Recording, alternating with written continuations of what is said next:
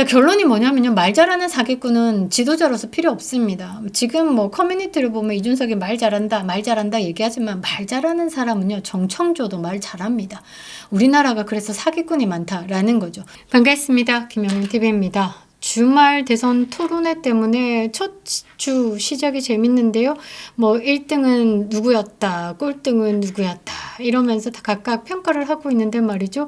지지층, 단단한 지지층을 제외하고 유동적인 유권자들에게 얼만큼 표심을 얻을 수 있을까? 이게 관건이지 않을까라고 생각을 합니다.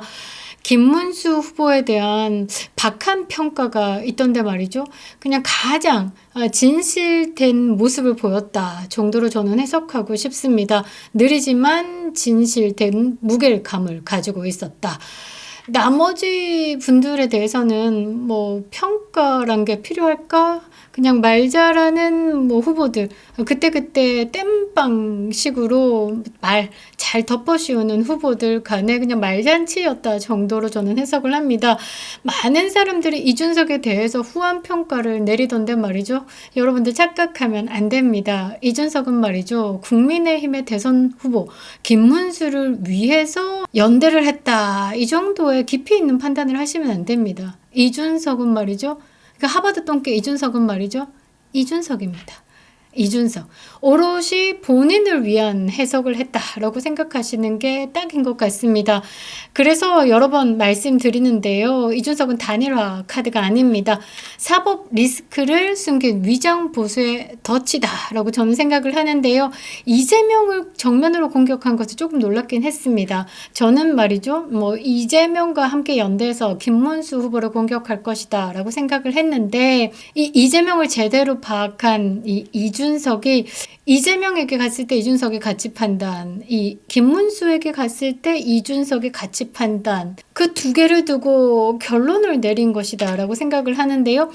김문수 후보와의 협공은 효과적이었습니다. 일각에서는 이준석과 단일화 가능성이 보인다라고 들뜬 반응도 보이고요.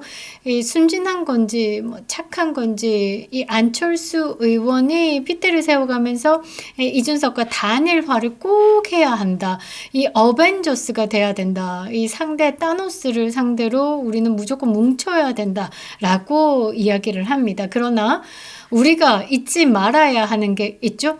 정치는 순간의 연기보다 전체의 흐름을 읽는 냉정한 판단이 필요하다라는 겁니다.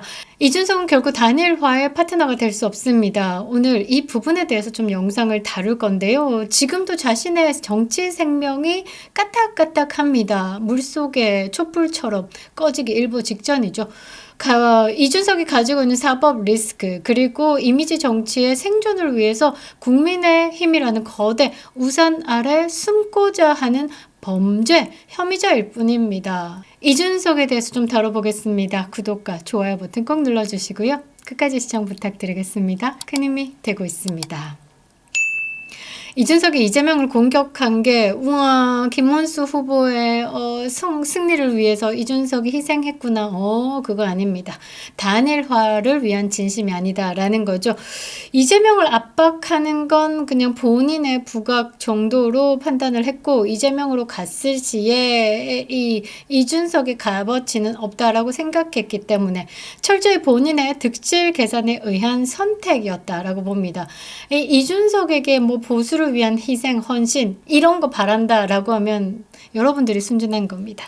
이재명과 손잡기에는 상대가 너무 위험하죠? 보복 정치에 대해서는 피할 수 없습니다. 나경원 의원이 속 시원하게 얘기했던 드럼통 정치, 그게 바로 이재명이기 때문이죠. 이재명 측근의 죽음, 확실한 친문 숙청 이런 거를 보면서 이준석이 내 쓰임이 끝나고 나면 제대로 토사구팽 당할 것이다 라는 것을 알기 때문입니다. 그리고 이 김문수 후보를 도왔다라는 건 전략적 선택입니다. 보수 내부에 침투하기 위한 위장 연대다라는 거죠. 이재명을 공격함으로써 본인의 보수 입지를 회복하기 위한 전략이죠. 윤석열 대통령 탈당으로 말이죠. 이 송곳 꽂을 곳을 찾은 이준석이 그곳을 공략한다라고 보시면 될 것 같습니다. 국민의힘에 입당하려는 것이다. 그러니까 지금 개혁신당이 거의 쪼개지고 개판 5분 전이 됐죠. 그리고 개혁신당의 일부의 인사들은 민주당으로 속속 들어가려고 지금 만나고 있습니다.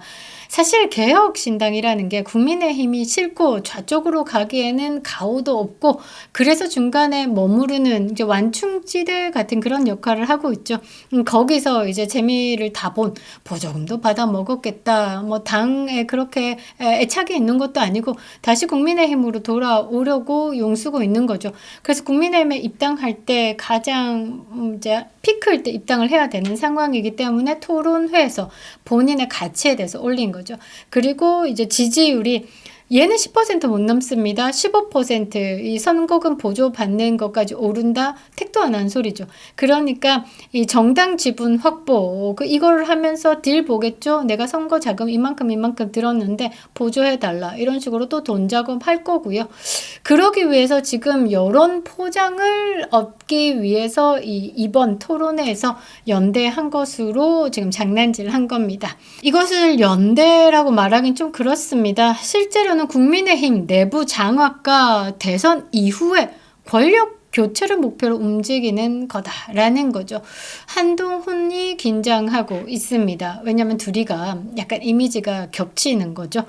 당원들은 다 알고 있습니다. 이준석의 표가 좌표 이탈표를 받는 거다라는 것을 말이죠. 그래서 제가 말씀드리는 게 이준석은 단일화의 카드가 아니다라는 겁니다. 그냥 소멸하게 내버려 둬야 되는 겁니다. 정당 지지율이 지금 10%는 넘지 않고 있습니다만 의미 있는 5%대는 충분히 하고 있는 거죠. 이게 평균으로 봤을 때 5, 6%입니다. 이거는 현실을 모르는 언론의 허상이다. 저는 계속 말씀드리는데요. 이준석의 편은요, 국민의힘 당원도 아니고 전통 보수도 아닙니다. 그러니까 보수가 싫어서 떠난 좌파 성향의 무당층 정도로 해석이 가능하고요. 이재명은 싫지만 국민의힘도 싫다라는 사람이 이 중간지대 이준석에게 머물러 있다라고 보시면 됩니다. 그리고 사표가 될 줄 알지만 국민의힘이 너무 싫어서 또는 이재명이 너무 싫어서 감정적으로 선택하는 사람들이 모인 표다라고 보는 겁니다. 그래서 결코 보수의 본질은 아니죠. 이재명에게 줄 표가 이준석에게 머무는 것이다. 그렇게 봤을 때 보수 진영에서 더해야 되는 표가 아니라 그냥 이준석은 이재명의 표를 갉아먹는 인간이다라고 보시면 됩니다. 그러니까 그냥 내버려 둬야 된다라는 거죠. 이준석과 단일화를 하려고 하면요. 보수 진영의 이탈표를 가지고 가니까 우리가 합쳐야 된다. 그렇게 지금까지 이야기를 하고 있잖아요. 그런데 이 이준석의 표의 본질을 보면요. 이재명이 싫어서 이탈하는 표를 더 많이 담고 있다라는 겁니다. 그러니까 보수 진영에서 아쉬워할 게 아니죠. 이준석은 내버려 두면 내버려 둘수록 이재명에겐 악의 존재다라는 겁니다. 그러니까 이준석이 보수의 에너지와 정체성을 흡수하는 블랙홀일 뿐이기 때문에 가까이 하면 안 된다라는 거죠. 그리고 이준석이 지금 이 국민의 힘을 이용하려는 게 뭐냐면 본인의 사법 리스크입니다. 이재명이 본인의 사법 리스크를 어떻게 정당의 힘으로 본인의 말빨로 그리고 권력의 힘으로 지금 이제 덮고 있는 상황이죠. 이 이준석이 지금 그런 힘을 키우고 그런 힘을 얻고자 지금 국민의힘에 발을 들인다라고 보시면 됩니다. 국민의힘이 말이죠. 이 내부에서 지금 죽을 맛입니다. 한동훈도 안 떠나고 있고 지금 쌍권 지도부도 마음에 안 들고 거기다가 이준석이 기어 들어온다? 이거는 최악의 정당이 될 것 같은데요.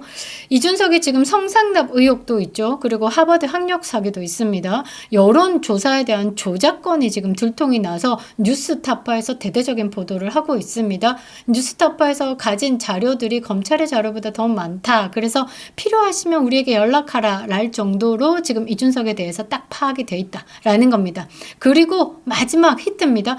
최근에 드러난 성상납 무고죄 거기에 관련되어서 이 증언한 사람들 중에 또 추가 증언이 터졌습니다. 이 검찰이 덮었다라고 봐야 하나? 그런데 그게 지금 드러난 상황입니다. 이준석은 말이죠.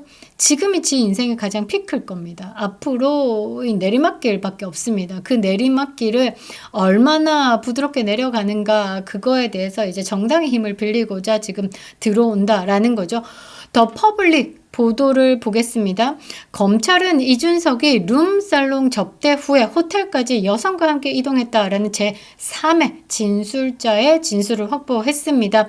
여성의 옷 색깔까지 기억한다라는 의전 담당자의 녹취까지 확보했지만 공소 유지가 어렵다라는 이유로 검찰이 이원석 불기소 때렸습니다. 내용을 한번 보면요, 뭐 많은 분들이 나옵니다. 뭐 A, B, C 이렇게 나오는데 김성진 대표의 의전 차량을 운전했던 A, C 그리고 기존에 알려진 B와 C와 완벽히 다른 사람이다라는 거죠. 이번에 추가적인 증언을 하신 분이요, 2013년 당시에 이 룸살롱 접대 후에 이준석과 여성을 호텔까지 안내했다, 운전을 했다라는 겁니다. 그래서 녹음 파일에는 모셨다라는 표현까지 써 있다라고 합니다. 그리고 이 A씨는 말이죠, 2023년에 김성진 전 아이카이스트 대표와 통화에서도 유성 호텔은 택도 없다.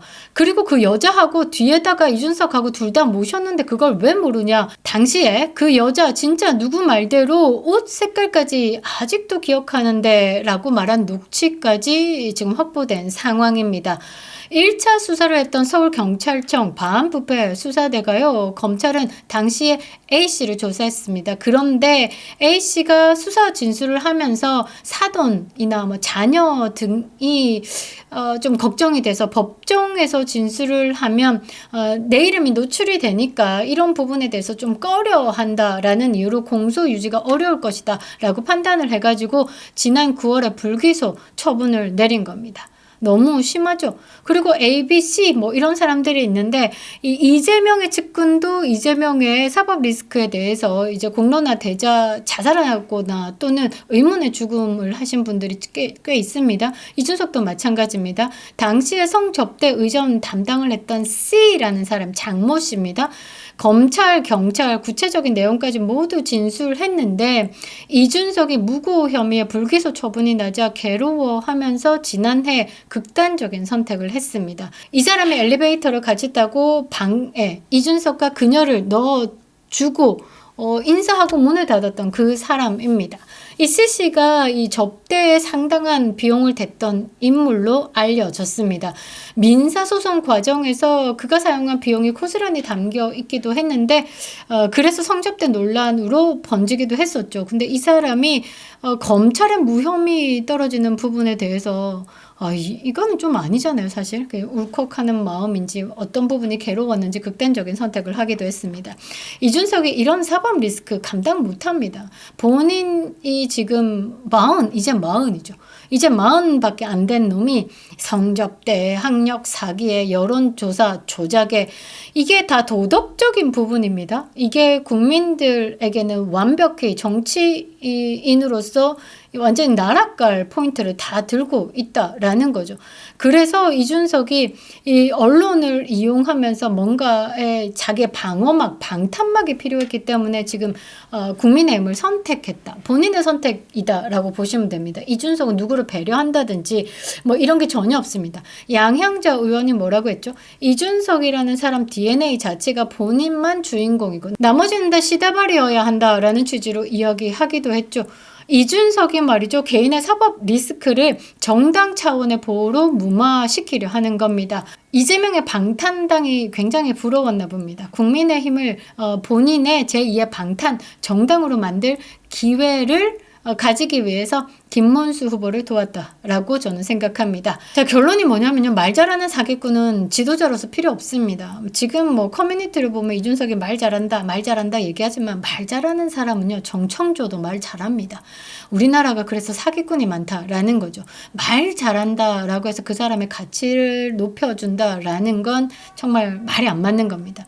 TV 토론에서 몇 말 잘했다고 해가지고 그 사람이 나라를 맡을 자격이 있다라고 그렇게 생각한다라는 것 자체가 우리나라 국민의 수준이 아직도 다르다라는 겁니다. 우리가 말 잘하는 사기꾼한테 나라 맡겼다가 끔찍하게 한 번도 경험해보지 못한 나라를 겪지 않았습니까? 문재인 뭐라고 했습니까? 뭐 칫솔 치약이고 지 돈으로 산다라고 해놓고서는 이 관봉권 띠두른 5만 원 돈다발 들고 댕기면서 김정숙이가 사치를 어마어마하게 했죠. 그리고 문다해 집을 현금으로 사면서 살았습니다. 아무튼 이런 말 잘하는 사기꾼한테 나라 맡겼다가 나라가 곤두박질 쳤었죠. 그래서 그렇습니다. 이준석은 단일화 대상이 아닙니다. 단호히 거부합니다. 국민의힘 입당도 싫고요. 정당 지분 확보를 위해서 움직이고 그것에 대해서 뭔가 테이블에 앉아서 이야기를 하겠다. 뭐 김문수 후보 같은 경우는 단일화 대상에 대해서 논하겠다. 이거 저는 정말 이해 안 됩니다. 진짜 민심과 윤심을 어기는 거죠. 이준석은 윤석열 대통령에 대한 탄핵을 심하게 언급했죠. 그리고 윤석열 정부가 들어서기 전부터 괴롭혔고요. 윤석열 정부가 들어서고 난 다음에 프레임 잡아서 공격을 항상 먼저 해왔습니다. 여러분들 최상병 특검 뭐 이런 거 보시면요. 박정훈 대령 옆에 누가 있었냐? 이준석이 있었습니다. 그렇게 공론화시키고 민주당에 쫙 던지면 민주당이 촉 받아가지고 특검 남발하고 윤석열 대통령 비상계엄 때도 앞뒤 보지 않고 재지 않고 그냥 국회에 들어가면 될 일을 그 앞에서 내란 숙이다라고 고함 지른 게 이준석입니다. 프레임 왔고 잘 잡습니다. 이런 거 다시 드린다? 저는 아니올시답니다. 이준석은 말이죠. 사법 리스크 회피를 위해서 철저하게 개인 정치 중이다 라는 겁니다.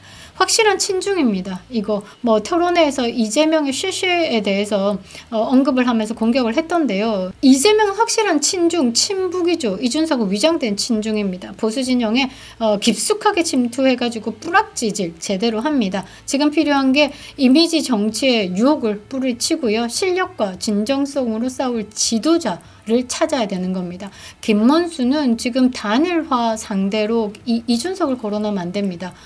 황교안 전 총리를 거론하는 것이 차라리 더 가지는 색과 정체성에 맞다라는 것이죠.